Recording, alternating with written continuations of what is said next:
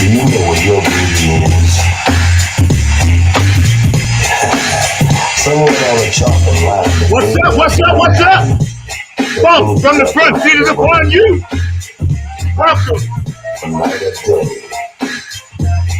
Well, we got a special guest for you today, yo. On the beach, seated in beauty blossoms. Welcome to Nine on the Grind TV. Check You know how we roll. the detective.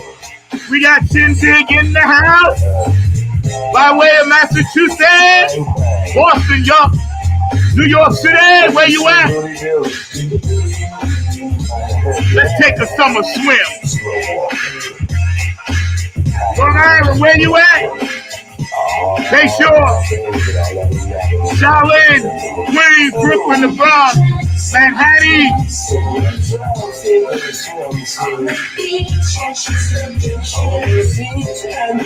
We got Shindig with us today. We'll be bringing that phone. What's up, Brendan, Ohio?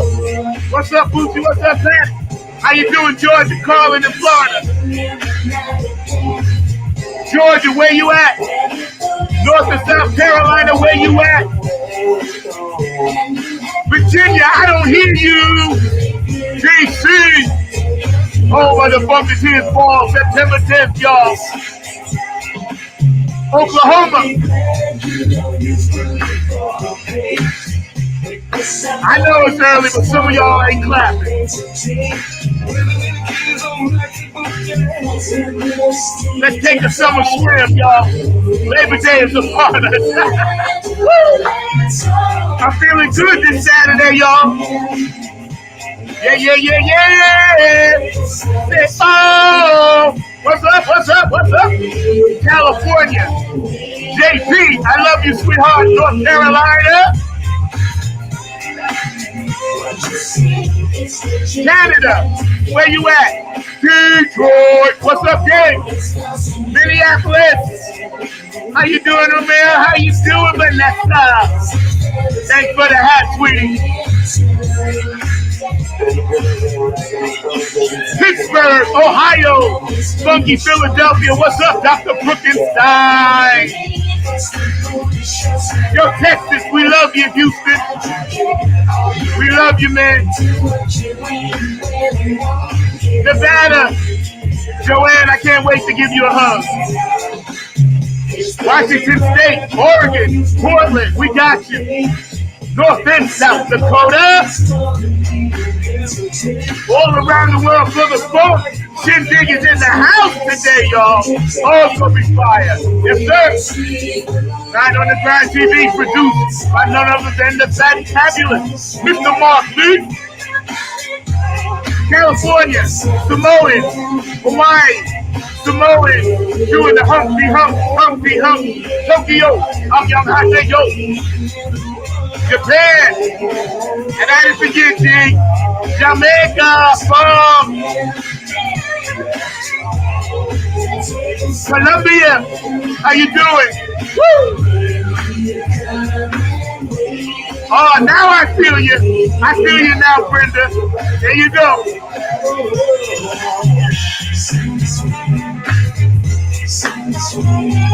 Yes, sir. All around the world. For the phone. Over in Germany. Patty Soul, sister, I miss you. Isoletta Becca in the house from Ireland. DJ Cocolino in Italy. I love you, bro. Love you, honey bun, over in Australia. Corbin, I love you. Egypt, Iraq, Iran. Shindig is in the house, y'all. Produced by Mr. Mark Lee today, y'all. Set. Let's take a summer swim. Let's take it off. Everybody in the pool. Woo! Wade in the water with me. All around the world for the fun. Alaska, North and South Pole. Russia, knock it off. Ukraine, I got you. Yo, Haiti down there, we didn't forget you. We love you. Peace, love, and harmony on Bump from the front seat. And shouts to my daughter Kayla, I love you. freshman over there at Appalachian State. Maya, you a freshman over there in Jordan High School. I love you, baby. Will you come and wade in the water with me? Shindig is in the house. Oh yeah, I'm at the food today, y'all. I'm coming off no sleep. It's all good, baby. Woo. Welcome to another fantabulous show we got stored for you today. We got the main man, one of my longtime funk brothers from another mothership. Shindig is going to be with us in a hot second. He just beamed in. I see he's in the studio. Thank you, Mr. Markley. Before we get started, man, I just want to give a couple of shout outs.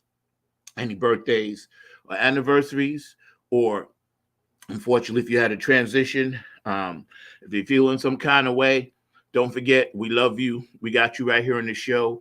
Peace, love, and harmony. We ain't forget about you. And for all the people around the world right now that's going through it, just know that it's for a reason. It's for a purpose. There's a spiritual purpose for everybody in the world. And everybody needs to understand we need each other. We love each other. And, we just keep it moving. That's why we do this show, because we want people to understand, hey, yo, this is about one thing. I learned that yesterday. Had a great time yesterday hanging out. But, it's about the one, the power of the one. Just one thing, man. So dig deep. Shindig, this amazing musician. Proud to say he's my brother.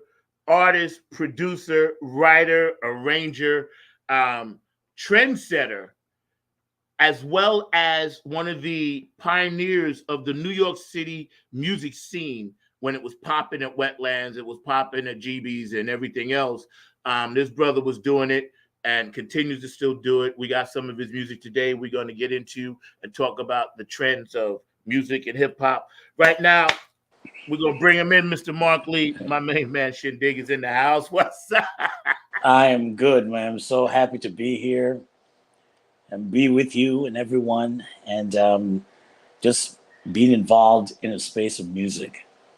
Yo, brother, I'm hugging you up, man. Every time I see your face, I go instantly back to that night. I told you was leaning with your face to the ground. Yo, that's me and you, right? Dig it deep, bro. I was so happy because I booked, in advance. But when I saw, back in the rotation, I was like, oh, wow, that was quick. I'm so happy, man. But God bless you, man. How's your family and everybody doing?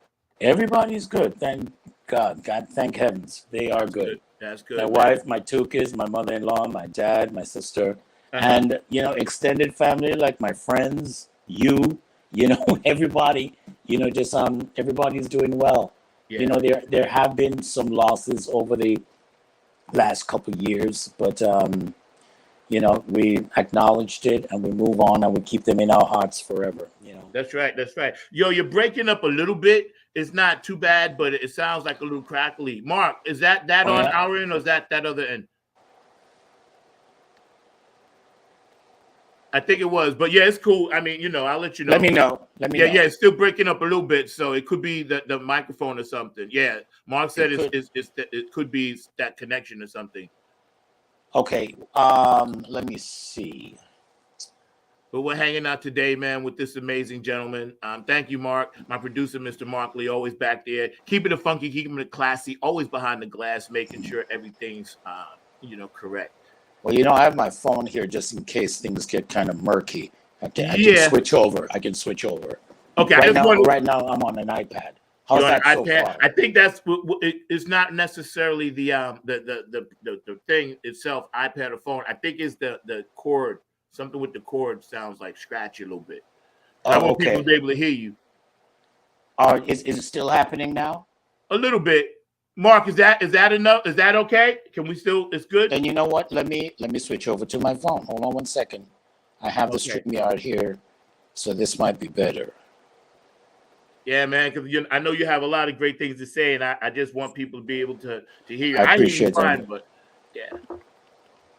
Okay, let me see. But we've been talking, you and I, since we started communicating again. And it was so nice to really connect with somebody that actually knows what I'm talking about when I mention certain things. You know Yeah. what I'm saying? Because sometimes I think people look at me like I have two heads when I start talking about, you know, what we used to do and how you guys used to do it and how, you know, really fascinating you guys were to go watch. You were a live act that was Yeah. visual and still like funky and still innovative, putting out your own new music, you know, and your own independent labels and things like that. So, Mhm. David, is that good? I'm just asking my audience. Can you hear him?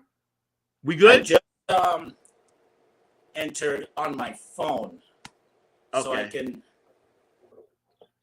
can turn this down. Much better. Is this much better? Yes, sir. Yes, Okay, so sir. we'll Perfect.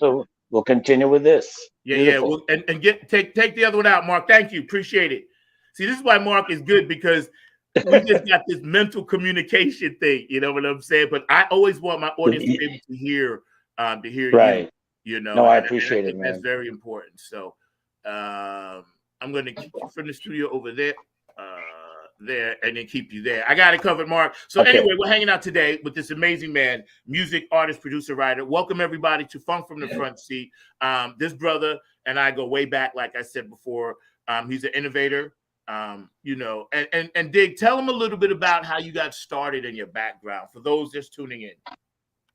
Let's see. Well, I always heard music since I was a kid. You know, I was born in England. I heard all the British stars at that time: Beatles, um, Peter and Gordon, the Rolling Stones, and I remember hearing Johnny Mathis and Elvis, you know, and Cliff Richard. These very distinct voices. It always stuck with me, as well as TV themes and all the kids shows that I was watching. Wow. They moved to Jamaica with my family because the rest of my family are born Jamaicans. Walked right into the world of ska and then rock steady and reggae. But at the same time, hearing every single piece of music that was coming through the American airwaves, from Burt Bacharach to Temptations and everything in between. Then the Jackson 5 came along, and I knew what I loved. I knew what I wanted. I loved them first. And, you know, one of the important things, and I think the reason why no one appealed to me before that, was because here's a kids group. Now, even though there was the 5 stair steps, what really wasn't that knowledgeable about, or even the Osmond Brothers, but the Jackson 5 played guitars. Right. And that got me. And here's a kid that's my age that is singing ever so brilliantly. So the Jackson 5 became my musical teacher. Yeah. Or teachers, you know, and I've just loved it ever since. And then from then on, discovering funk or R&B through my older sister, funk through a friend of mine, Danny Brownie, who had a large record collection. So I learned about Graham, Shaka, Parliament, Commodores, so on. And funk just became it for me. And music as an entirety, you know. Yeah. So that's what did it. It had to be the Jackson 5. I don't think it could have been anyone else that could have kept me in it like cement.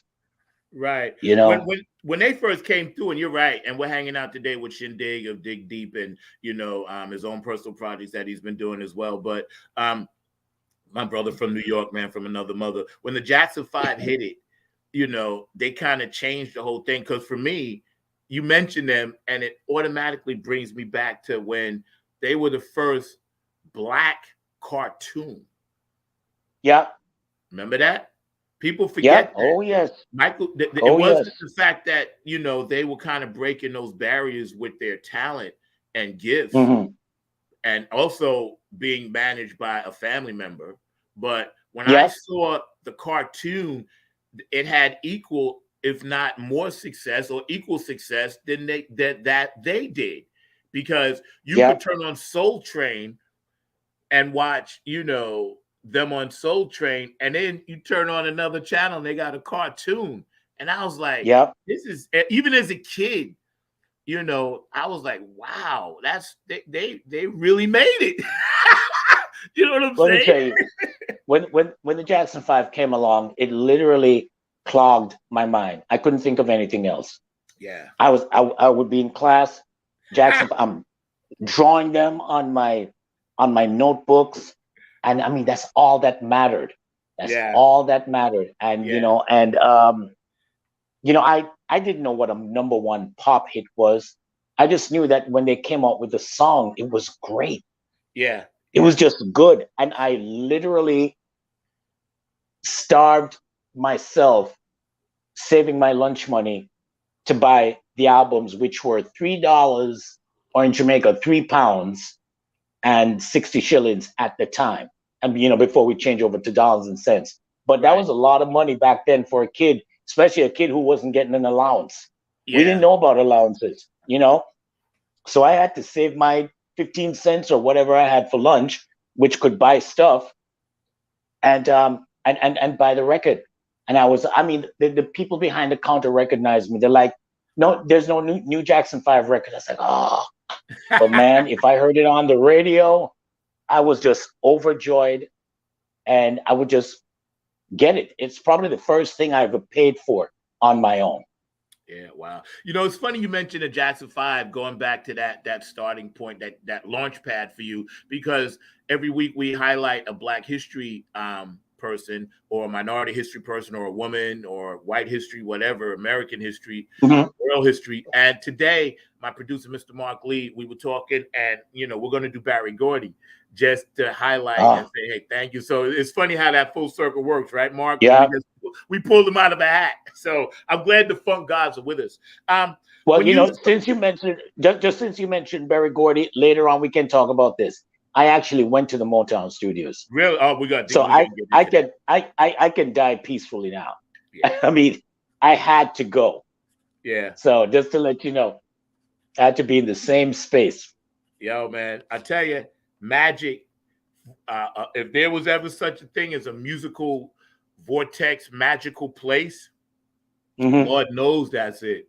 Because just think of everything that came out of there, all the people that came out of there, and all the people that they influenced. You know what I'm saying? That's like the tree of life. The tree of knowledge is like, yo, Motown. It's like everybody knew Motown. They were spitting out hits daily. You know what I'm saying? Yeah. Spitting out hits every damn day. It's like, bang, the Supremes, Temptations, Four Tops, this one, that one, Martha Reeves, just like, man, oh man, oh man, oh man. And then when the Jackson 5, of course, came through, they definitely helped expand it to that youthful market, that you mentioned. Yes, but absolutely. I wanted to ask you mentioned Burt Bacharach, one of the best arrangers, obviously, doing his stuff with Dionne Warwick and everything. I used to listen to that stuff too, just for the arrangement. I didn't know it at the time, what I was listening to, but I just knew it felt good. Was he one of the early influences that you started doing your writing pattern after, when you hear that music in your head? Later on, as I got older and I understood what songwriting was about. Yeah. And I understood what structure was. Because just to backtrack a little, I think the first song that made me think, I can do this. I was listening to the Jackson 5's. It's a track called Uppermost. It was on their Skyrider album. He goes, there's an uppermost on my mind, uppermost on my mind. Da, da, da, da. It's like I could hear the movement and everything, and it was such a good song. And I just like, I can do this. But as I studied songwriting through all the groups, Sly and everything, Burt Bacharach, I started to backtrack, and I just got a good sense of what a good songwriter he was, and how much I was influenced by him. And I think Tom Bell may have led me through to him, because Tom Bell was influenced by Bacharach as well. And Tom Bell is a brilliant songwriter and producer. And you know who Tom Bell is, right? Yes. Yes. So that sound of the 70s had a lot to do with Burt's music. His use of the trumpet, The Yes. the melody, the fact that you just could not deny the melodies, you know. Yep. And I wanted to say something that, in addition to Burt Bacharach, his writing partner Hal David was probably one of the most prominent lyricists that ever lived. But he doesn't get the spotlight very much like Burt, because Burt's the good-looking one.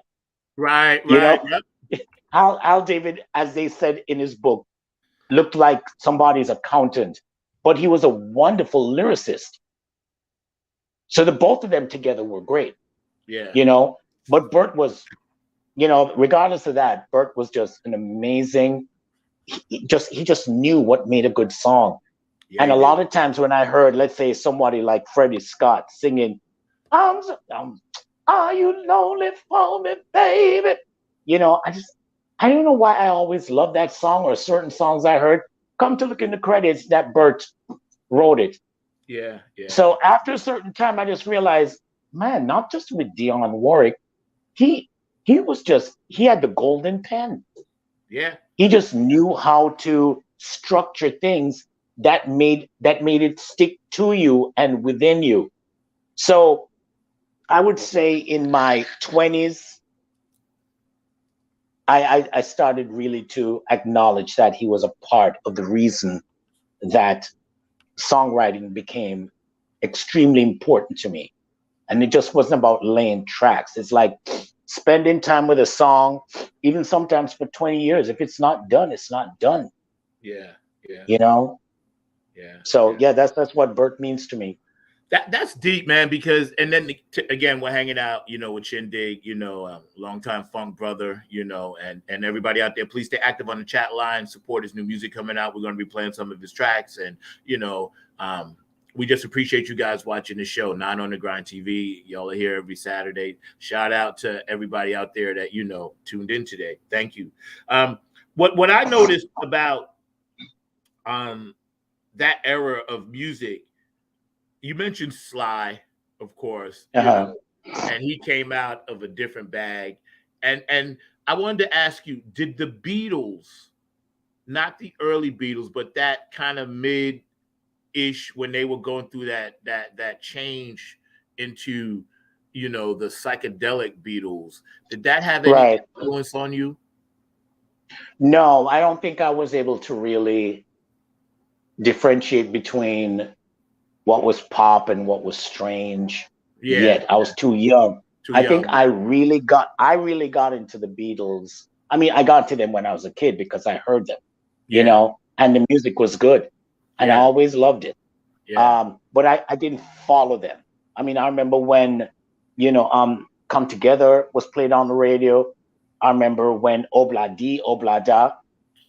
To me, it wasn't a strange song. It was a joyous song. Yeah. You know, I was singing it as a kid, you know, and you do your little kid dance in the backseat of the car and everything. But I think as I became a searcher of what I wanted, something deeper in music, then I started listening to the Beatles, the White Album, Revolver, and everything. And plus, I started hanging with people who felt the same way I did about music. And, you know, not just the pop level, about what musicians were doing, you know? So I went back and I remember reading the making of Sgt. Pepper's. Yes. And it was a great read and quite a journey, you know? So it didn't get me when I was 10, but I think all of that started to matter to me in my 20s and early 30s. Yeah. You know, it's funny that the way music has gone full circle, you know, and how a lot of the young people that are searchers, like say yourself, like myself and Mark and others out there in the music game, they know the artist. I met a young lady last night. She said, yeah, I know who George Clinton is. And she couldn't have been no more than 22, 23, you know, and I explained to her the history of it and everything. But every now and then, some of these young people, and I give y'all kudos, you guys are definitely seeking out the right stuff to learn from, stuff that we learn from, you know. And like you said, you were transcontinental with your education and with your family, so you had a well-rounded view of say someone Yeah, that was just living in an isolated spot, man. And I know exactly. that served you well because we hear it all in your music. You know, for instance, the song "There's a Riot Going On." You know what I'm saying? All of the stuff that's in your music. You know, I can see how it became what it is and what you do, Thank you, man. man. You And there's a mentioned. story behind it. And there's a Oh, let story me let behind me that hear it. song when Yeah, you're ready. yeah, okay, Behind there's yeah. a Please right. do. I don't. Um, We can wait. I mean, we can wait till it comes around again. okay, I yeah, mean, cool, is cool. I wanted to ask you though. You mentioned ska. You grew up listening to a little bit of the ska, right? yeah, yeah, And now it's like a thing over here, you know. right, But tell me yeah. about the roots as far as you know about the ska thing, because a lot of people don't know what that is. Well, ska. Well, first of all, think of it as somebody who's coming from England, walking from you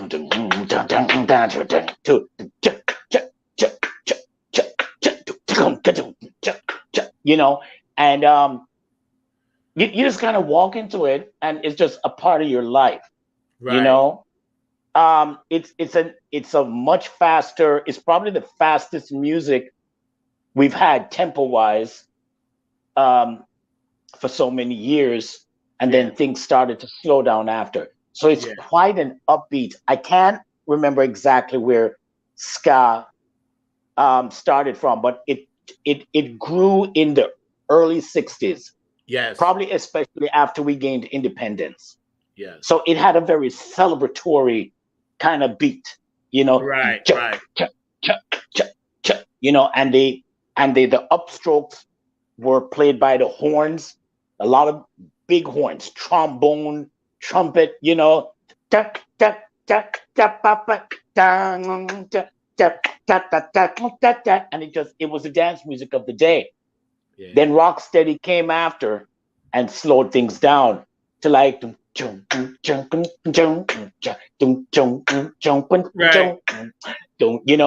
and on top of the music, the artists were influenced by R&B artists, Curtis Mayfield and so forth. So we had vocal groups singing these lovely songs from back then.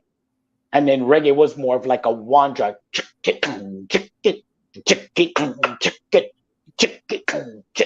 kind of thing. So it was that evolution. And then people went back around 69, and then U-Roy comes along and dashes the melody and starts toasting. Did you hear what the man said, baby? So Right. be yourself, good this gonna be, and that took over. So they Yeah. took a lot of the old Rocksteady records, pulled out the vocals, put U-Roy on top, and it followed suit. Yeah. Yeah. See, people need I to hope know I that. answered your question. Yeah, yes, it did. See, because we always like to educate people here, including myself. Mark and I strive for that, and we always ask our guests. We pick your brains because you guys know, and it's original, and you guys are telling the authentic stories, not the hand me downs, because you guys lived it.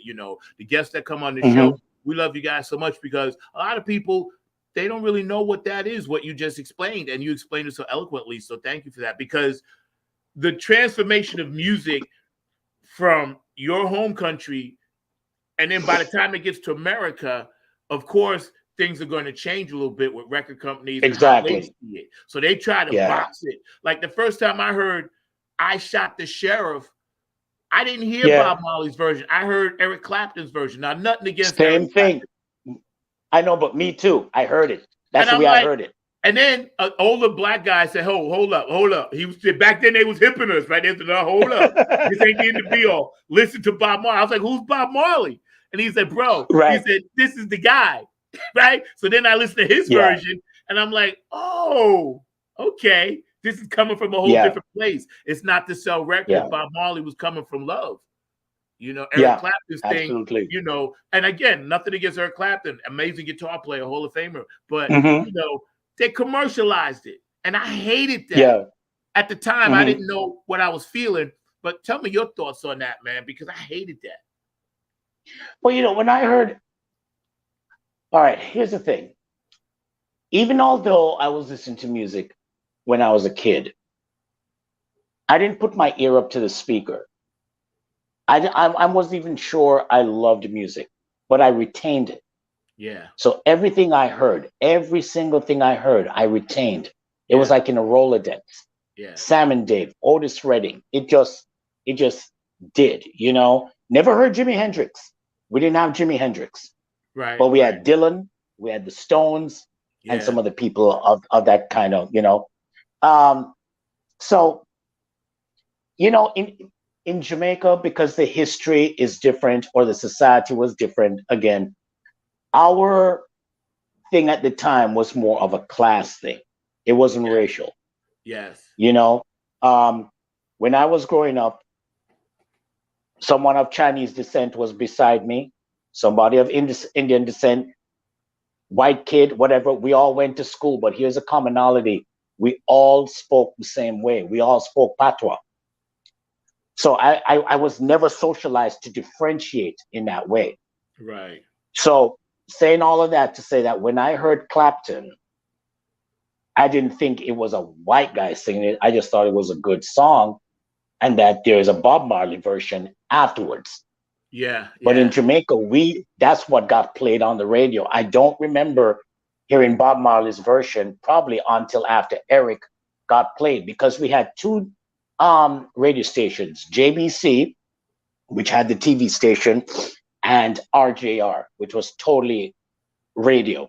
Right. They played, I think, and I'm you know, if anybody knows different, correct me, but I think RJR really pushed a lot more of pop, soul, R&B, Dusty Springfield, you know, Torn Between Two Lovers, Debbie Right. Boone kind of stuff. Right. You know, even ABBA. Yes. JBC stuck a little bit. JBC was a balance and took a little bit more interest in Jamaican music, of the needs of the people, or the class below middle class. Yeah. Right. Yeah.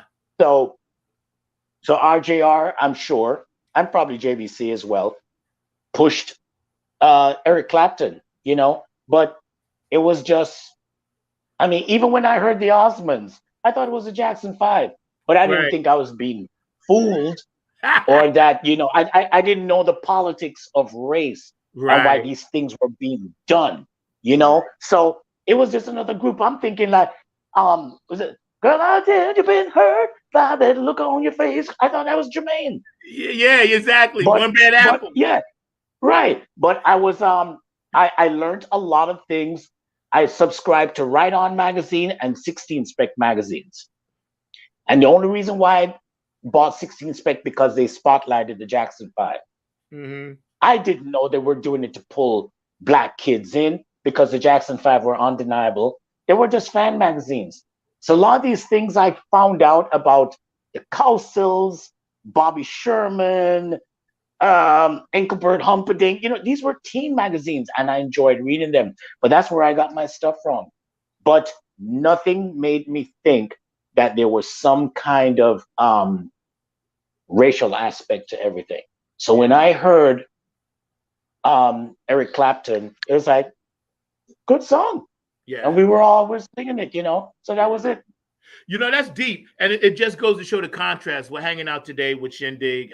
Thank you, Mr. Markley. We get ready to take a quick break in a minute, get to Keith Jackson. And then on the other side, we're going to have Shindig some of his music, and we're going to talk a little bit about that. But, you know, in America, and I'm just going to say this really quick because I think people need to hear this. In America, as black musicians growing up and young, you know, artists and young, you know, consumers of music, besides American Bandstand, well, this is way before Soul Train. There was a show called Soul, but it was on Channel 13. Yes. And that's where all the artists used to come on. You know, everybody, Lou Rawls, Yeah. the Fire, Parliament, Funkadelic, and all of that. But I learned a lot from watching TV, like Hee Haw.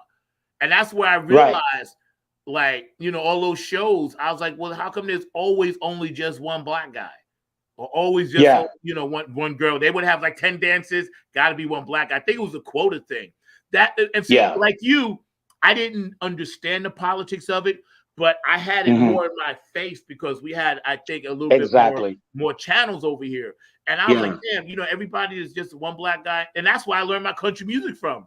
Hee Haw. Yeah. And I loved it. Roy Clark, you know, Jerry Reed and those guys, Yeah. you know, Johnny Cash, you know, and I was Yeah. like, okay, I'm gonna put the how I feel aside because this music is great. So, like you, Mhm. I understand what you're saying because it was always about the music, you know. Right. I was just always curious about why there was, and I used to ask my father, how come it's not balanced?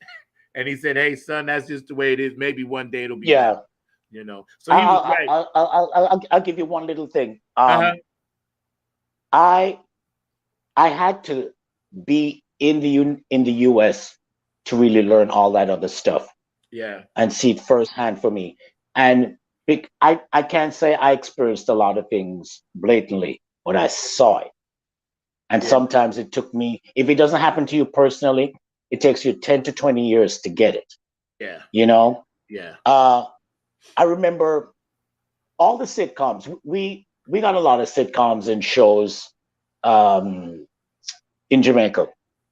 It never occurred to me that why is there always one black person in a sitcom or whatever, unless it was the Jeffersons or, you know, or Good Times. So, but as much as I didn't consciously think of that, I remember when Hill Street Blues came on. It debuted when I just come to the States. And I remember seeing, and I liked it. I knew it was different. But when I saw two black stars in the cast, like up front, Michael Warren, I think, and Terrain Black. Yes. I remember thinking to myself, oh, wait a minute. They're two black people in the cast, like being acknowledged, not in the closing credits, up front. I knew it was different, but not enough to make me go, oh my God. You know, it was just like you knew there was a shift. Yes, there was. That's right. Transition. You know, that's right. It definitely was a shift. And, you know, even although that was TV, those same kind of changes would happen in other fields, in the arts. Yes, that's right. And then you kind of get a sense. You knew when, if you're paying attention or if you're aware, you know when something's different, you know? So it was subtle things like that that made me just do a double take and say, oh, okay. You know what I mean? And I had to be in the US to learn all the other things I learned. And especially when I came to New York, I really learned about the way people treat each other and the way Black people were particularly treated in New York. It was I had a better sense of it than I did in Florida, because Florida is so spread out, you know, and you're driving around, you're not walking amongst the people. But in New York, because you're walking amongst everybody, you're almost a witness to any and everything. Yeah. And if you allow yourself to be educated and to be truthful, then you'll know what the real deal is. That's right. That's right. And you know, it's funny you mentioned that. And we're hanging out today with this amazing man, Shindig, music artist, producer, writer, arranger, you know, beautiful soul and spirit. I love this brother. He's like the heart and soul of the New York City music scene. And, you know, watching Julia and the Bill Cosby show, like you said, when that shit was changing. And I used to ask my father, how come all the Black people, we used to go to Memorial Day Parade, and all the Black churches was always at the end. And one day I asked him that, you know, and then again, he said, this is just the way it is right now. And this was on Long Island. So make sure, I love you guys. You're my hometown, but shame on you for doing that, because the Black music at the end with the church was the best band. You know what I'm saying? They would be doing it like a gospel thing, coming down by the, you know, where the, you know, Brentwood Road, where the parade was. And like you said, as you get older, you realize the consciousness that we and the responsibility that we have as artists. Bob Dylan said this. He said, as an artist, I have a responsibility to always seek out what's going on and try. I believe that. And right. Me too, man. Heart and soul, I believe it, man. I agree. Yep. We're going to pause right here. Mark, I love to hear Keith Jackson's voice, and also one of my other sponsors, Chrissy Key Rollins. So y'all hang out a second. We're going to come back on the other side with Shindig and some of his music and talk to him a little bit more. Funk from the front seat, not on the Grind TV. Nice. Hey, this is Keith Jackson with P-Funk Radio, inviting you to check out my brother Zach Robinson with Funk from the Front Seat. Saturdays, 12 noon on the East Coast, and 9 a.m. on the West Coast. It all happens on 9 on the Grind TV and also on YouTube. Great guests, great conversation each and every Saturday. That's Funk from the Front Seat with Zach Robinson on 9 on the Grind TV and YouTube. Check him out. Hey, it's Chrissy Key Rollins here with Holistic Restoration, inviting you to check out Zach Robinson with Funk in the Front Seat. He drops new episodes every Saturday at noon on the East Coast time, and replays are posted for whenever you miss a live stream. You can find him on 9 on the Grind TV and also on YouTube, and get ready for the funk because he brings it every week along with hot topics, amazing guests, and great conversations. Again, that's Zach Robinson with Funk from the Front Seat on 9 on the Grind TV and YouTube. Go check them out.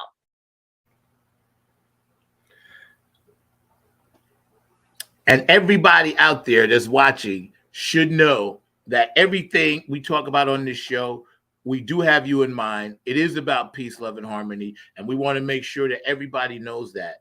My producer back there, Mr. Markley, does an amazing job. Our guest today is Shindig, and we're going to get into some of his music and run one of his videos. We're going to ask him to set it up when he pops back in. "There's a Riot Going On" is one of the songs, and it's an amazing song.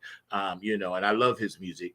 And Mark, why are you back there? I know, we talked about Barry Gordy for a hot second, you know what I mean? And we're going to have him, Mark Lee's going to talk a little bit about Barry Gordy because he was an amazing, amazing man, an innovator. And Barry Gordy had a vision that most people didn't really understand. And yes, maybe there were some business deals I know nothing about. It's not for me to speak on, but all I can say is Barry Gordy definitely is a pioneer in the music game. As well as some of the other Black entrepreneurs that have been putting money into the music game, and we take nothing away from them. We're back again with, Shindig. Now, before we run this track, Dig, there's a riot going on. Set that up for us. So tell us a little bit about that. Oh, yes. Let me tell you. So, let me go back a little. I remember when I heard If You Want Me to Stay, loved it. Couldn't wait to get the album. When I finally did buy it, I expected everything to sound like that. Right. So there was something off about it. It wasn't bad. It was just like, oh, okay. And when a track pushes you up like this, it was too. It was above my head. Then finally, when I heard There's a Riot Going On, I must have heard it like in 76 or somewhere, 77. I think I had the reaction that everybody probably had at the time who were fans of Sly and used to hearing Stand and all this euphoric, uplifting music. And I was like, what is this? I knew Family Affair, but anyway, it went on. After I appreciated Sly, somewhere around the late 80s or early 90s, I'm going through things. I'm going through things with my band. I'm going through things with girls, spiritually. I need something. The album became my soundtrack. Right. And I listen to it every day. I'm walking in the East Village, and it became so instrumental because what the album showed me was that you just can't settle for something that's surface. Yeah. You need to really find the gunk in the funk. That place where the curb meets the street, and all that water and cigarettes and grime run down, that kind of funk. You know what I mean? And that's what, and I had to find my own. Now, being such a fan of the album, and I mean, it's like, no matter how many times I've listened to it, Zach, which is probably 1 trillion times, whatever that is, I always feel like I'm hearing something new. Yeah. It never gets old. Anyway, because for a lot of people who don't know this, the original record has, I don't know, 11 or 12 tracks on it. But one of those tracks is a silent track. The title, There's a Ride Going On, is not a song, but it is listed on the list of songs at 0 seconds. 0 minutes, 0 seconds. I never knew that. It is. Yeah, it's a silent track on there. It may have been the first silent track ever. Wow. And Sly's reason, which I came to find out years after that, his reason was that the reason why it's listed like that, because there shouldn't be any riots. Yeah. You know? 0. What am I going to say? But in my mind, because I was like, oh God, living Sly and the Family Stone music, I always wondered, had they recorded a song, what would it have sounded like? You know? So over time, I had to fill that void for myself. So I wanted to write something that I thought they would have done. If Sly did it, this is the way he would have done it. So I took kind of like the arrangement or the template of Thank You for Letting Me Be Myself and put it in that kind of, arranged it kind of like that. You know, so there are a lot of similarities between that and the song There's a Ride Going On, or between Thank You for Letting Me Be Myself and or Talk, you know, Thank You for Talking to Me, Africa. And I needed to fill that void. Yeah. So that's why it exists. So it's a cover song of a song that doesn't exist. Yeah. Wow. See, I never knew that about the Zeros. And we're getting ready to run that. But also, real quick, we're going to also run Don't Give Up. So tell us a little bit about that one before we run those 2 tracks. Don't You Give Up. Too. I love it. Thank you. It's really about just not succumbing. You know, I think I've always been secretly telling it was a way of pushing myself forward. Yeah. Because naturally, I mean, and we can go into a long thing about this, but I just wasn't the type of kid to fight for things for whatever reason. Right. You know, if things became too difficult for me, I would just back off or just get frustrated. Yeah. You know, I'm that guy. If the computer isn't working and I go back there and I can't get it, I just go watch TV. Right. You know what I mean? I'm not a natural troubleshooter, but right. In life in general, I just realize how important it is to just keep at something. Yes. And I've seen it through the civil rights movement. I've seen it through my friends. I've seen it historically, how people achieve things, and that you just have to keep on keeping on, you know? And I don't think it was pointed at, I can't remember it being pointed at anyone in particular. I just thought it was just, I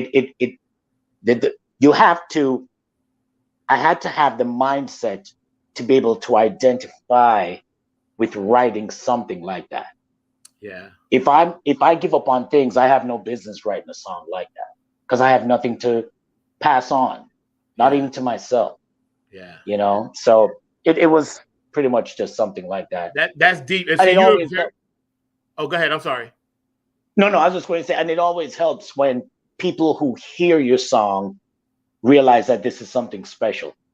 Yeah. You know, and really dig it, you know. So and they can be a part of it. Yeah. See, you're a very powerful manifestor.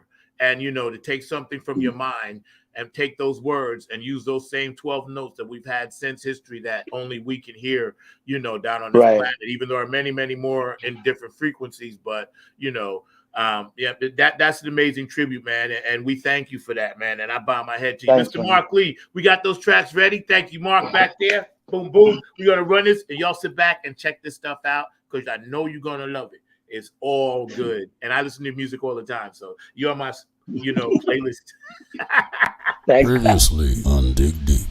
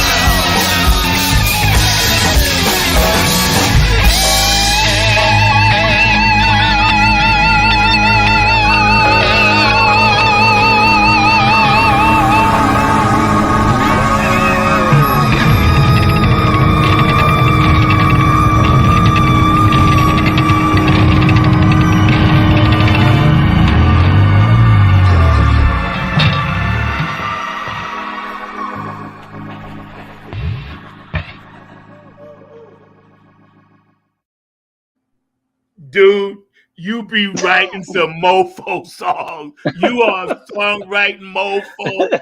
You be writing your art off.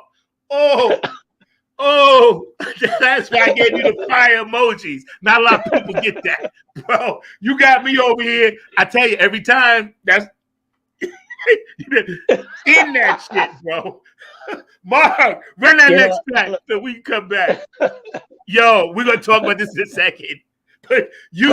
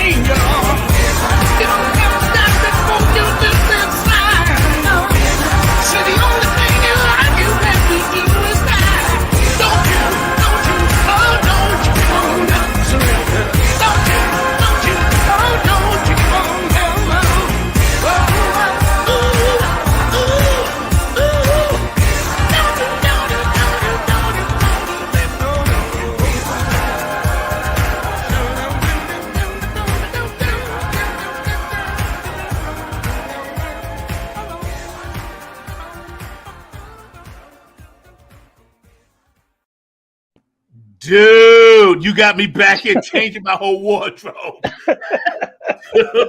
Let me tell you, kudos to all those out there watching. And Mark, we're gonna run this show again at 6 o'clock. We got to do a rerun on this time, bro. But let me tell you something, man. You be writing some stuff, bro. I can hear. Oh, thank you, man. Man, I can't. Yo, I tip my hat off to. I hear your first part of this interview with your story, your childhood, your musical influences, you walking through, you know, from one place to another. I hear that in that song, Don't You Give Up. I hear your footsteps. I feel your passion. I feel that New York City street life, man. And everything. Thanks, you are a blessing. You are an amazing gentleman, kind human being, incredible artist. And I'm so blessed to have you on the show. And I know my audience. Oh, man, I'm glad to. Thank you. Man, let me tell you, man, you be writing some stuff, bro. So tell me, I'm speechless. Can I tell you that dig deep thing, that sideways bass playing thing got me twisted for the rest of my life, bro. But let me ask you, yes. Tell us a little bit about some of those band members that you worked with, and name, you know, some of those beautiful people and spirits that helped you. Oh, yes, I wanted to. Well, there's a rad going on for that session. Sean Dixon on drums, Storm, an amazing female vocalist. She's on lead vocals, on vocals as well. Jerome Jordan, Michael Barnes, this young gentleman by the name of Ethan White, who unfortunately passed away about 5 years ago. Yeah, he played keyboards. And another friend of mine, Tara Reynolds, who in her own right is a legend. She's a violinist, guitarist, and writes some of the best songs. Let me put it this way. I'm going to go out on a limb and say here, Tara, if she, let's say, for instance, she got the Ideal exposure, Tracy Chapman, India Ari, and Joan Armatrading would shiver. She is an amazing songwriter. I mean, I can't even tell you, but she's like, I look up to her. She's a wonderful musician, you know, and we've been friends for like over 20 years, and she's just a phenomenal musician. Ethan was her husband. Right. Okay. So, you know, it was unfortunate that he passed. And then on Don't You Give Up, Jerome is on there again. Sean Dixon, my friend Glenn Mauser played saxophone. This young lady by the name of Julia Laporte, she played strings. And who else? Trying to think. Oh, and another friend of mine, Laura. Laura, oh God, what's her last? I forgot Laura's last name. Anyway, those are the musicians on there. Yeah, you know, wonderful musicians. And I was just going to say, you know, a lot of musicians come out in New York. They're people that I've known for years. It's one of the best places that I've ever been blessed to make music. It couldn't have happened anywhere else. Yeah. Some of the best musicians are in New York, and inspirational, you know. New York, you know, makes you, I know for me, made me want to find my own riot. So however Sly had to find his riot, I felt as a musician, I have to find my own. And I think that's what I tried to inject into There's a Riot Going On. It had to sound like it would have come from that period or that album. You know, I wasn't trying to make it slick.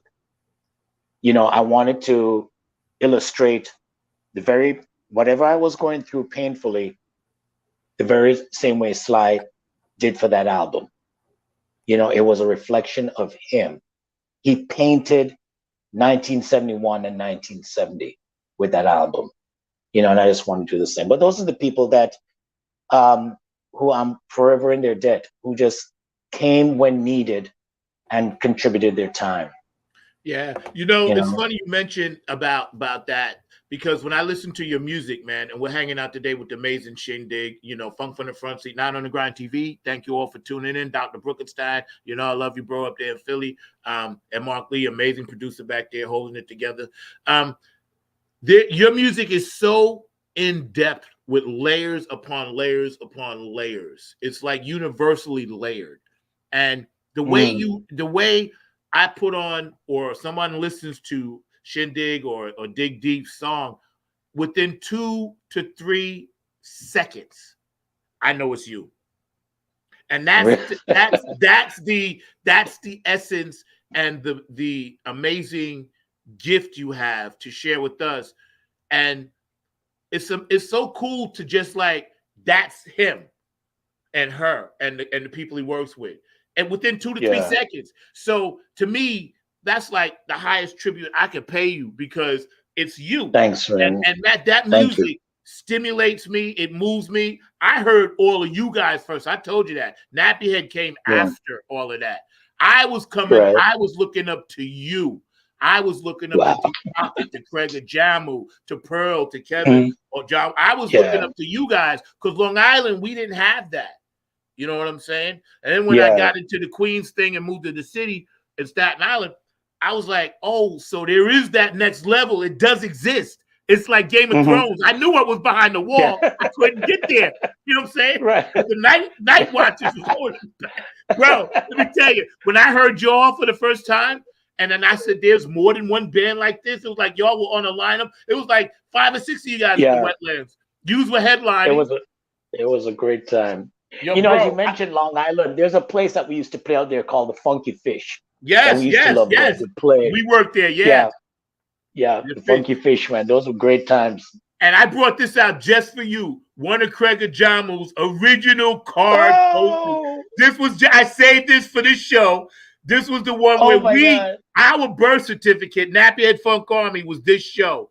And I saved this because this, remember these little things? Remember them? Yeah. And this was at the Lion's Den, or the Red Lion. Dr. Brooks will know, but I think it was the Lion's Den or the Red Lion. Yeah. That was our birth certificate, Nappy Head Funk Army. But I wanted to tell you, we wouldn't have that birth certificate if it wasn't for you. All right? Oh, we started our thing because of you guys. And I wanted to say that and surprise you with that. I've had that since 1998, bro. All right? Wow. 1998. Thank you, sir. Thank you. And it's still in mid condition. You know what I'm saying? Mid condition. You know what I'm saying? Wow. George Clinton birthday bomb. Funkin', the Clones of Funk, Nappy Head Funk Army, admission $10 for all of that. God. And George Clinton was there at the Lions Den. That's right, bro. So Dig, I wanted to tell you, I didn't show you that on the last show you did, but I was saving it for this one because, bro, you mean a lot to me. Wouldn't be no Nappy Head. Wasn't for you. Wow. So I don't know if I'm supposed to call you Papa or Grandpapa. I don't know what the hell I'm supposed to call you. But all I know, you influenced the Nappy Head Funk Army. We got one more, man. We're hanging out with Shindig. We ain't going nowhere, man. Yeah. We got one more called That Wall. And then we're going to bring Mark on, and we're going to talk about some other things. So I got about 5 or 6 questions I've been writing down since we've been chatting. Okay. You know, so I just want to run through really quick. But The Wall, tell us about The Wall. Set that up for us. So Wall I've had in my my library for a long time, and it always got great reviews, you know. And I remember I played it with The Trip, but we never had a final recording of it back in the day. And then I remember when what's that girl that did don't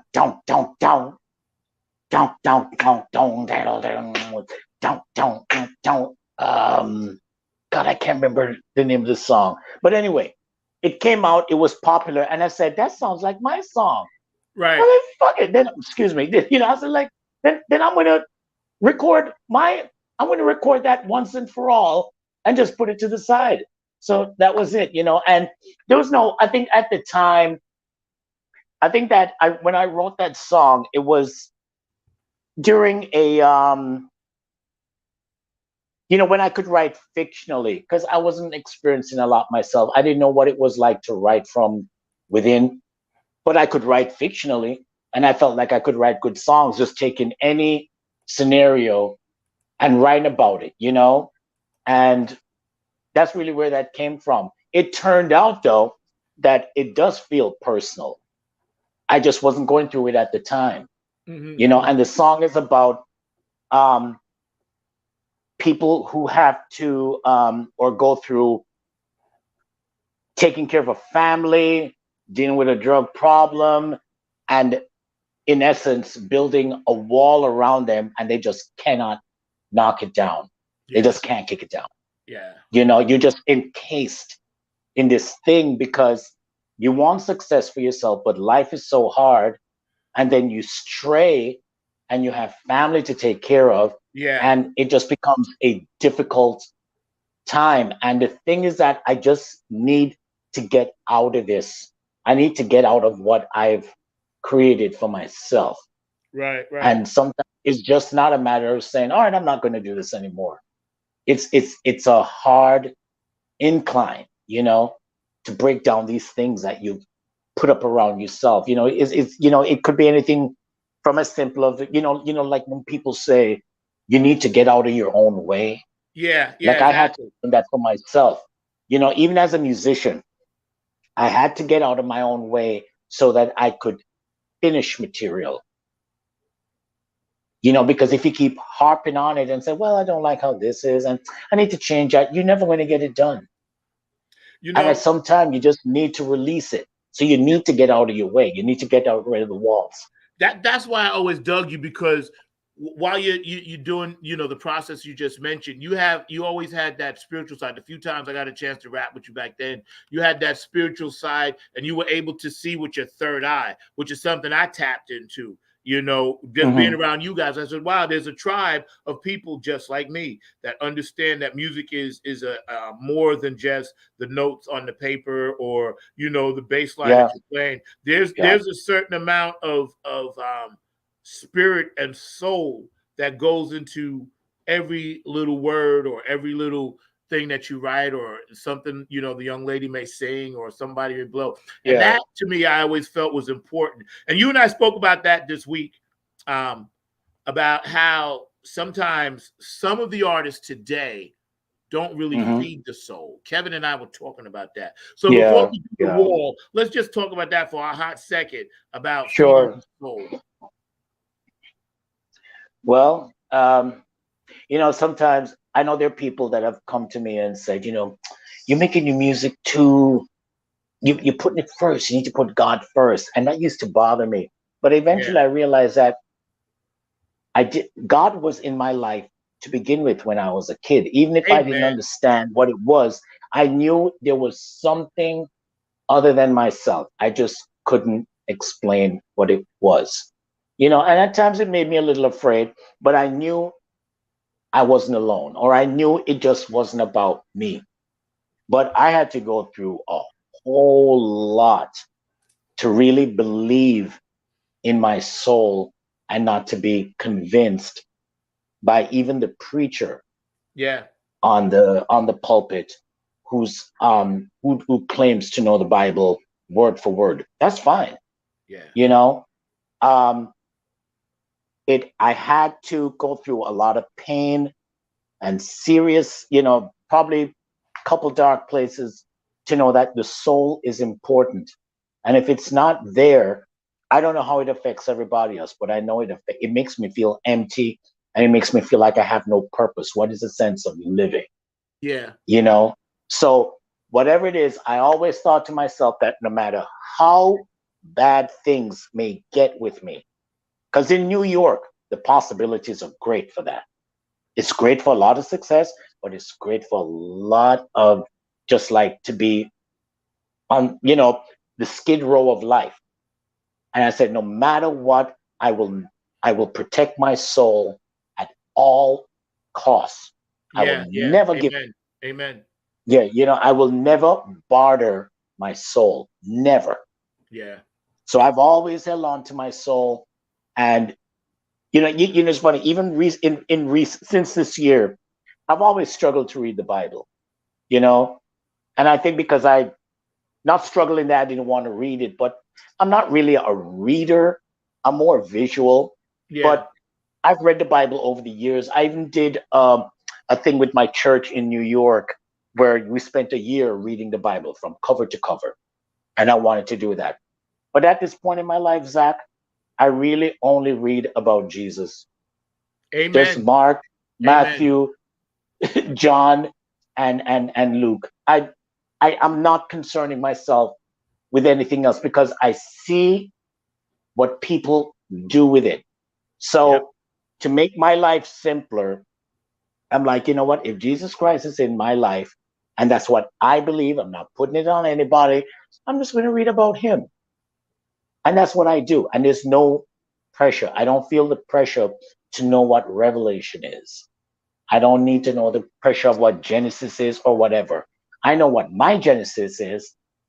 I would like to have a nice revelation, but right now I'm living in between. That's right. And Amen.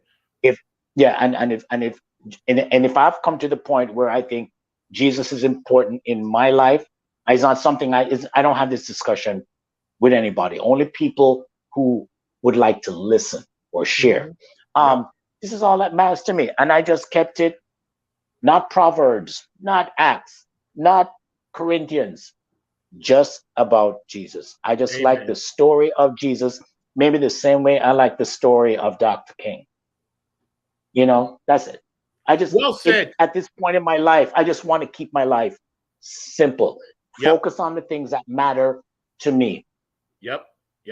I'm not trying to be a Bible thumper or anything, you know. Yep. And see, that's well said. And you said something very important, because by you doing that, you spread peace and love to everybody around you, and then it blossoms, because that's what it really is. A good friend of mine, JP, and I love you for that.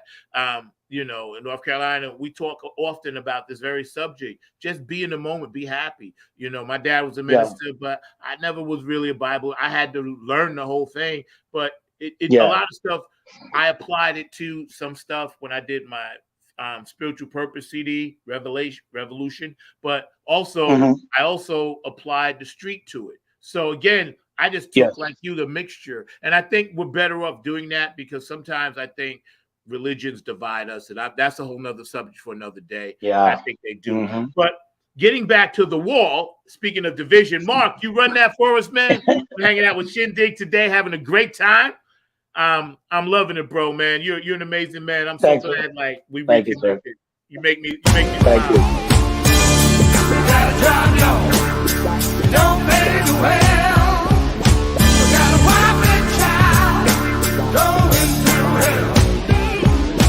This ain't that nice. What am I gonna do?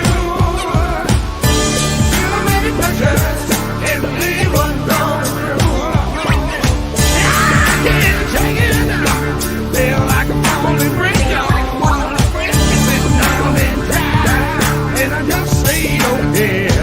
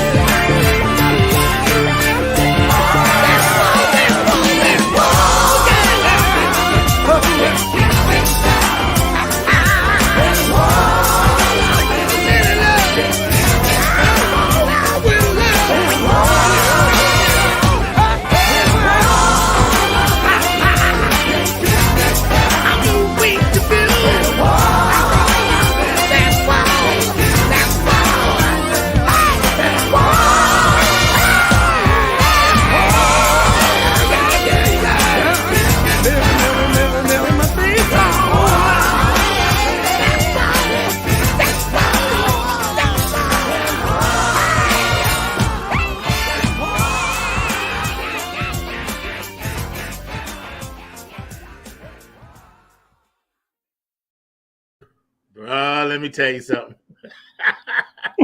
Y'all be putting it down. Now, who played on that track, man? Okay, Lydia Harrell, who's a lovely singer here, fantastic singer. She sang vocals with me on that. Jerome Jordan played guitar. That's him on the lead guitar. Who else? Oh God. My friend Glenn Mauser played horns on that. Drums, let me see. I think it was my friend Sean Dixon. He was on drums. I have everything written down. All the credits somewhere. I did vocals, of course. I did, and I think I did keys as well, and bass. And probably did some guitars too, So shout out to those amazing people, and thank you guys for staying active on the chat line. Dr. Brookenstein, of course, Arthur Brown. Thank you, brother. I love you. Thank you for supporting the show, man. We're watching as you guys tune in, and we'll get to all the comments. But I appreciate you guys watching. Thank you for the thumbs up, Arthur, and I hope you're enjoying Shindig and his music and this interview. And Dr. Brookenstein, for all you do, hey, this funk is for you, bro. But I wrote something down when you said before the gunk in the funk. I wrote that down. Yeah. I'm gonna start working on that song. You got to get on it with me. Right? There's gunk in the funk, bro. I didn't forget that. That's why you see me always looking down. When you see me looking down, I'm writing. I'm writing songs. Gunk in the funk. The cigarette ashes run through the drain on top of the cans and the whatever the gunk in the funk. The can, the can, the soda cans, whatever it is that. I've seen that so many times. It's Colt 45 bottle. Colt 45. Rappers, the Wrigley's, rappers and everything. Just there. Right there, running down the street. Funk. Yo, that's a song. I'm working on it. As soon as I get money for the studio, and if out there and you want to support me, please send me some money.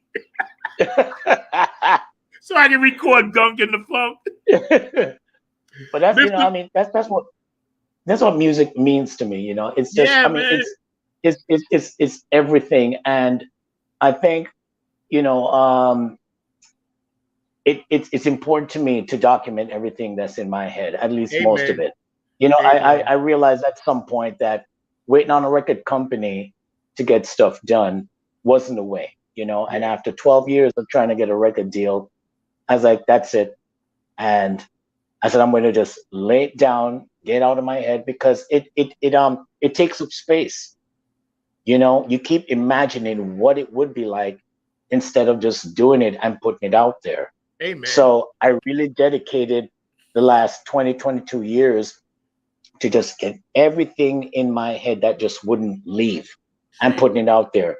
And, I don't know what perfection is, but I do know if I can hear it, whatever it is that's in the mix, it's done. So, and the Riot album may have been my template for saying that, listen, it doesn't need a spit shine. It just needs to be put on and you start walking, So everyone is going to have something to say about something, no matter what you do. And since I don't have any songs on the charts, or I'm not trying to present it to, some board of directors, all I'm concerned with is that it gets out, it's on some kind of vinyl or digital medium, and it's out there and it's done. And I don't have to go back to it. I can move forward. Yeah. Because it's done. Yes. Well said. And, for you young musicians out there watching, man, heed what this brother's talking about. Because now in the days of digital and independence, this brother was independent before independent was a thing. Wetlands musicians was doing independent stuff, selling stuff out of the trunk, selling stuff off the stage. Before independent stuff became popular. So this brother was cutting edge, ahead of his time. Kind of like Prince did it, I'm gonna bring my producer, Mr. Mark Lee, on. Come on, Mr. Mark Lee, get in here. My Cash App. Yeah, glad to get out in here. I was saying that you might want to put that on there, so I don't have a Cash App. Well, PayPal, whatever you want to use, so the folks can actually send that money to you and everything. But I was also going to hold on. If you want me to tell him, at Zach Robinson, that's my PayPal. That works. So that we definitely need to let them know that in case they want to send you something along those lines. I also got to tease y'all about something because y'all were talking about those church bands at the end and all of that. And I can tell you that it's usually the best bands at the end anyway, because I know here it's usually Hillside or Helping Hand or one of those bands that you got to wait all the way to the end of the parade to get the best band and all along those lines. So I'm not surprised that the church band was toward the end and all of that, because they always save the best for last.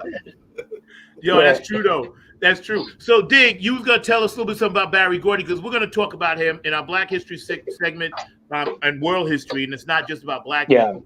But because the school systems have been trying to take history out since January, Mark and I try to highlight a great human being, no matter who they are, Native American, Asian American, men, women, whatever, in a pioneering position. And this week we highlight none other than Mr. Barry Gordy. So tell us your quick story before Mark brings his picture up. Well, I've never met him, but my 2 years ago or 3 years ago, my wife, as a birthday present, she knows how much I love Motown, and she booked me a flight and a stay to Detroit to go to Hitsville.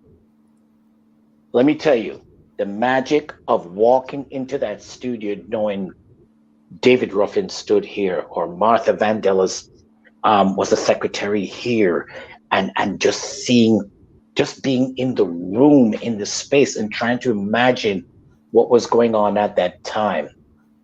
Barry Gordy is undoubtedly one of the most premier people for me, because I always think of people like Barry or Muhammad Ali doing things at a time when things were extremely difficult for African Americans, when they had everything against them. Nobody was blocking for them, and they had to do it, and he did it.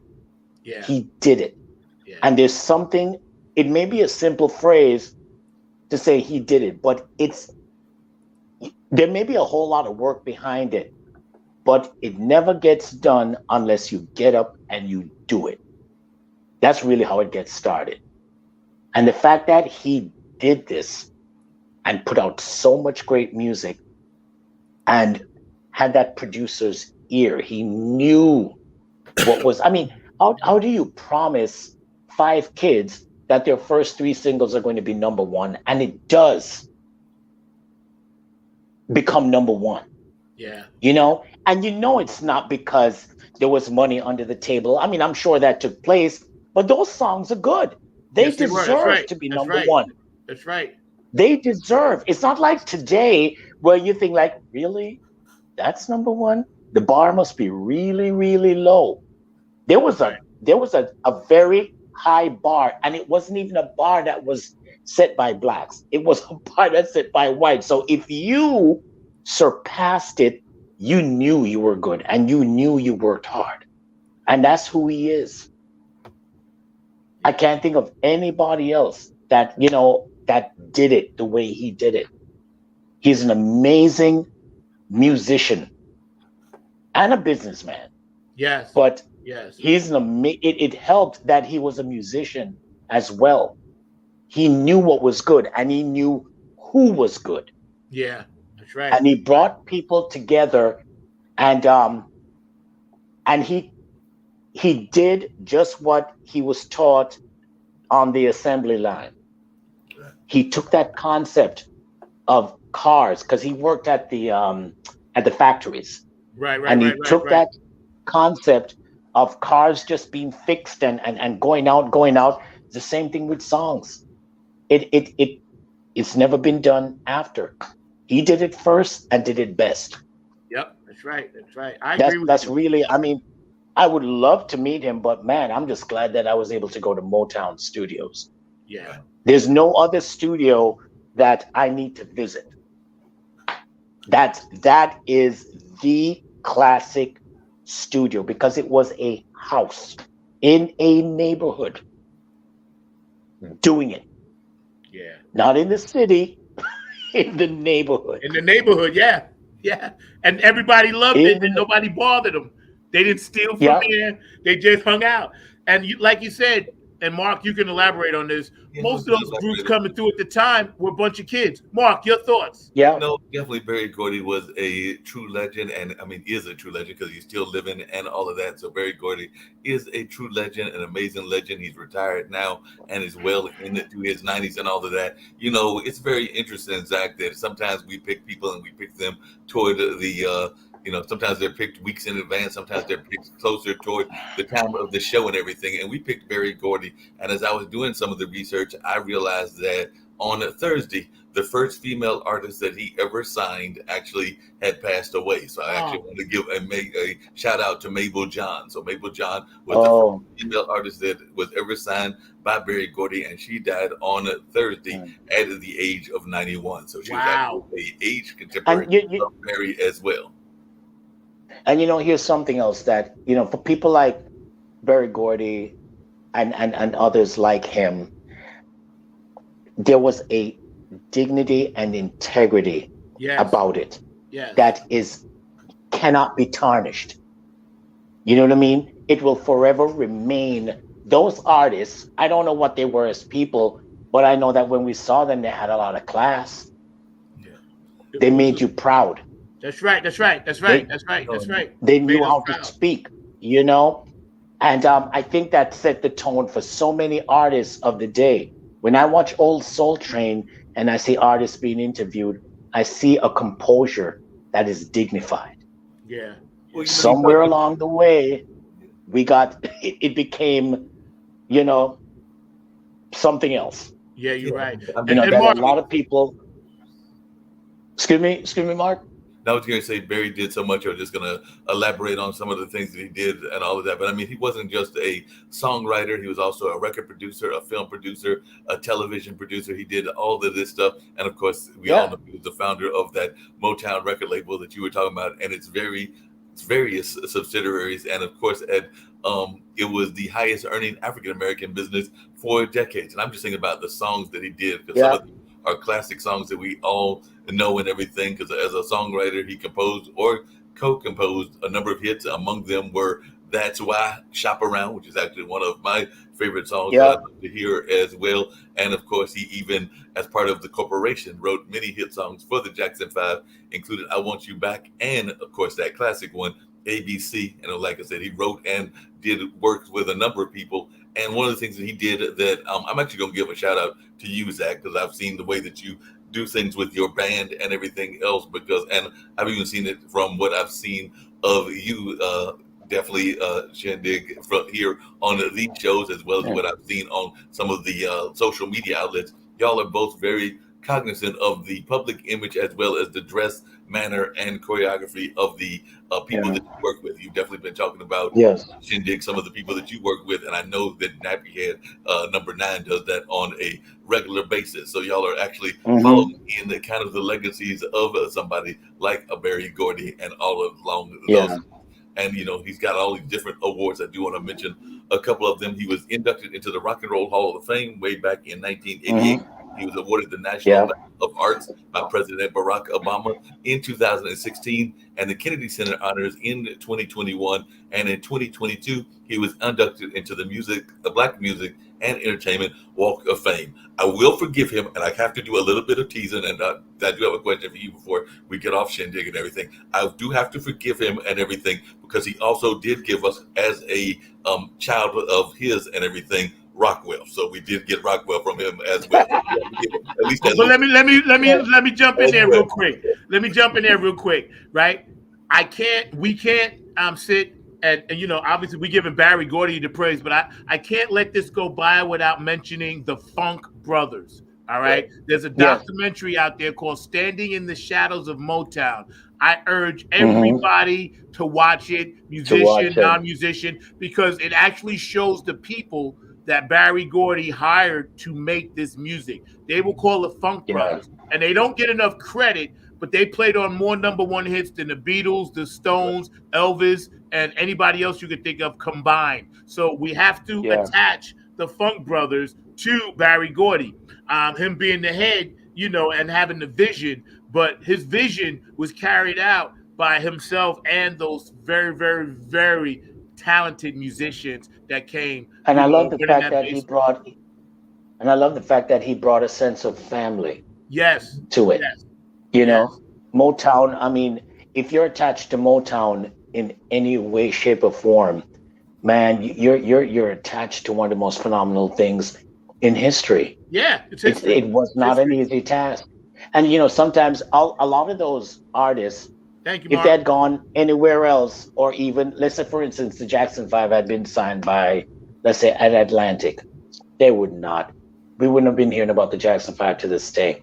You needed people who looked like them, who focused on them, who believed in them, and Yeah. took them to great heights. And that's exactly what happened. No other record company in the world would have done what Berry had done for those kids. That's right. And Nobody. and like you said, Mark and Shindig, and we're honoring Barry Gordy today.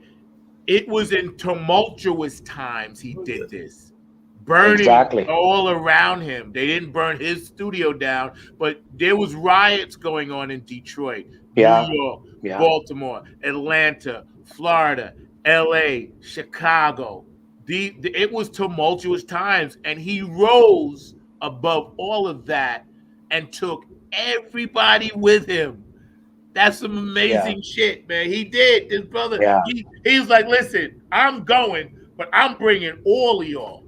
See, now Yeah. that's it, right? I wish more people in the industry would do that, you know, Yeah. because there are so many bands out there that still have a voice that are searching Mhm. for a place, a home, like you said. That's Yeah. right, the summer of '67, bros. Like you said, Dig. Thank you, Mark, for that. We get ready to get out of here. It's been a great show. But Shindig, I want to give you the last word. Oh, go ahead. What did you say, Mark? I just had a quick question for Shindig. That's what I was Yes, sir. allude to, and it's very quick because he kind of alluded to it earlier. You know, a lot of times commercial radio is not given enough voices to those that are out there like you and like Nappy Head and a number of others. So I just wanted to know your thoughts around that, because I do get frustrated with the powers that be, that I can name them, but I'm not, the two Good or three kind of networks that kind of run mainstream radio and mainstream entertainment. But I'd love to hear your thoughts around that, Shindig, as Wow. one in that space. Well, you know, there was a time when I did chase that. You know, that was in the 90s. In the 2000s, it stopped. When I lost my band and the people who were in it, who were very dear to me, I realized that I had nothing. We hadn't recorded anything that was finished, and I felt like I had just a whole lot of paraphernalia, but I didn't have anything to show for it.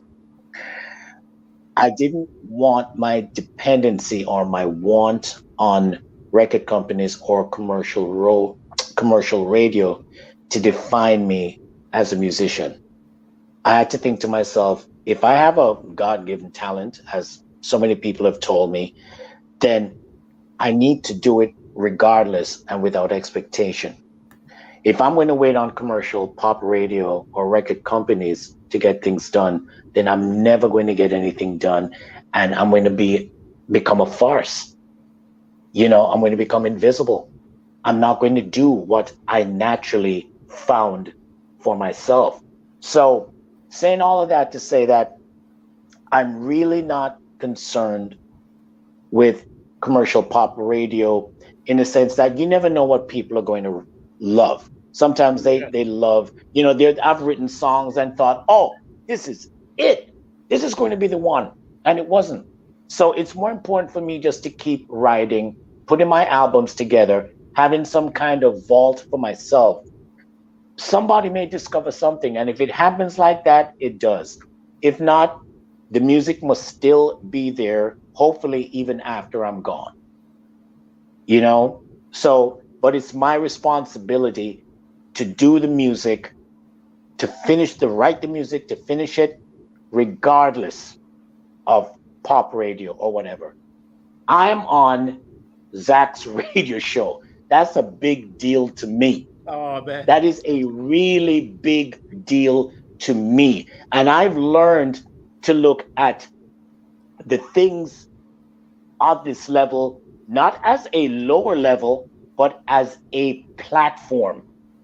You know what I mean? Because I've learned a lot about pop radio. I know it's great, but it has its corruption, you know, And when people come to me and tell me they love what I do, that's pop radio to me. So I'm not even there. In fact, the minute I stopped chasing those things, I got so much more done. I got so much more done that I feel really good about, and I can keep going forward. So pop radio is great, but it's probably just going to have to do without me. You know, I mean, I may never get on pop radio, and that's fine. I'm really good with that because I feel that even as people historically, there's so much that we've had to do independently to get where we need to go because we weren't part of the whatever is popular. You know what I mean? It's like trying to get to crossover. I'm not concerned with that. I'm concerned with writing music and whatever platform recognizes me and they genuinely like what I do, then that to me is pop radio or pop TV or whatever it is. Yeah. You know? That's beautifully said. I hope that answers your question. No, Thank you, Mark. Question. I'm here to bounce on off of here. By the way, I love your presence. I love when you've been on here before. Shindig, I am definitely a fan of yours as well, and I'm also a fan of Jamaican music because I'm a fan of Peter Tosh, Jimmy Cliff, and Bob Marley. Nice. Okay. Some of those influences Thank you, sir. in your music as well. So I'm out of here, and I'm gonna Mark, hold on, don't go yet. But see, here's the thing, and I wanted to let our audience know.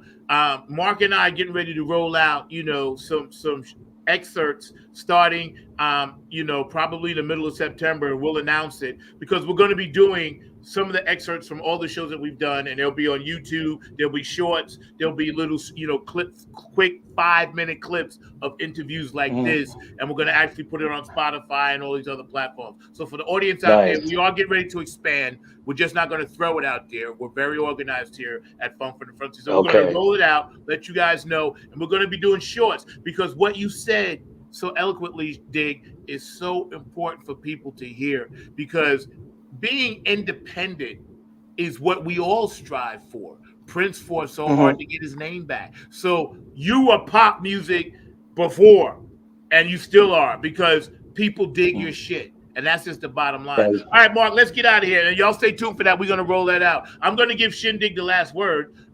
Any words of encouragement or enlightenment or any motivational, inspirational things that you want to tell people, man, about anything, you go ahead and do that because and then I'm gonna come back and we'll head on down. To my fellow musicians,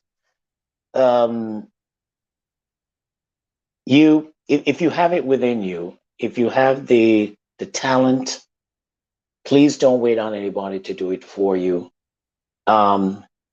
Just do it and get your material finished because that is the primary accomplishment. And if people help you out, help them out. Be open, be available, and be a part of that community and never forget that community that you're a part of. I feel that I belong to a community of musicians that I've known for the last 30 years, and they are very dear to me, even if I haven't seen them for maybe 20.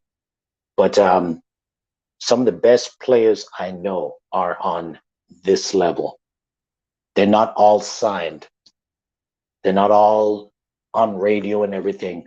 I've seen brilliant people that I know that I rely on.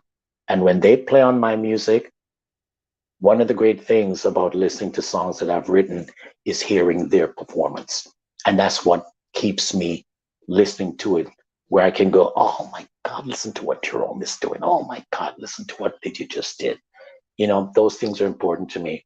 And what is also important to me is being on Zach's show, being on platforms like this, and being recognized. Recognition has no measurement. It just needs acknowledgement. So that's all I want to say.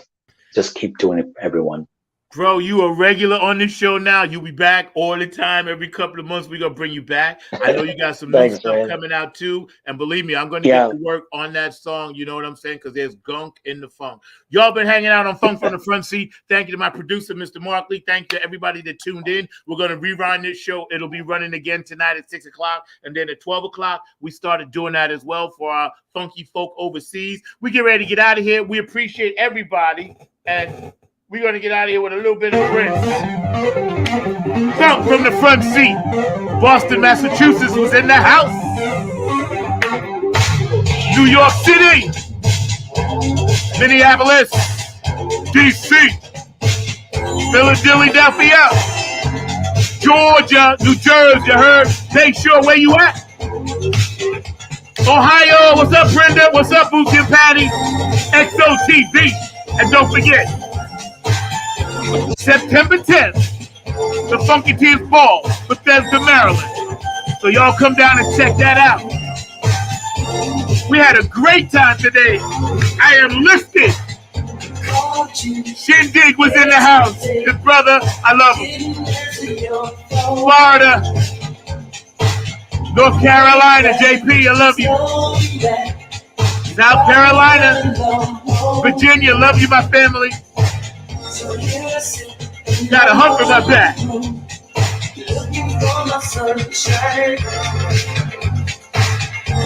West Coast, love you. Hawaii, Samoans, doing the Humpty Hump. Japan. Folks from the Front Seat.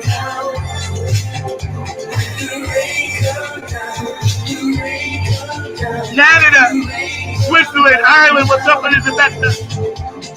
Italy, DJ Copolio. I love you, Carmen, in Australia. Love you, Daddy. Germany, Switzerland, shout out.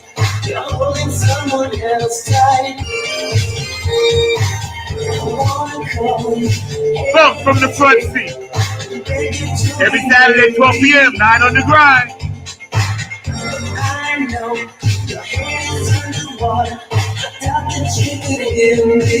So let it come down, yo.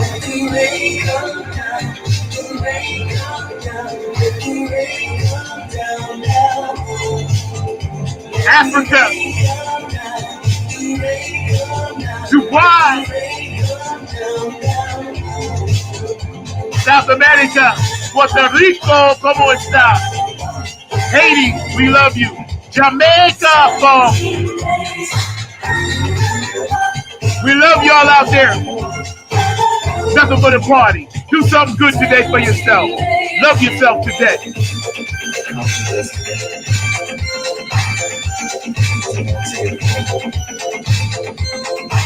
Thank you, my producer, Mr. Barkley. I love you, bro. Shindig was in the house with us today.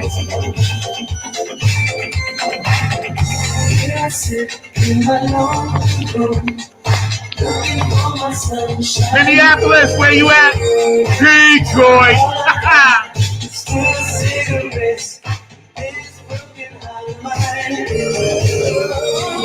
Rain come down. We get ready to get out of here.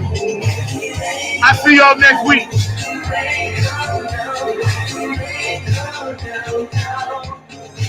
And don't forget, love yourself. Don't be hard on yourself. Yeah. You all are beautiful out there. You're all beautiful spirits. And we love you and we need you. So please stay in contact with us, all right? I'll see y'all next week. Yo, Mark, let's get out of here. Love you, Dig. Peace, bro. Thank you. Thank you for everything.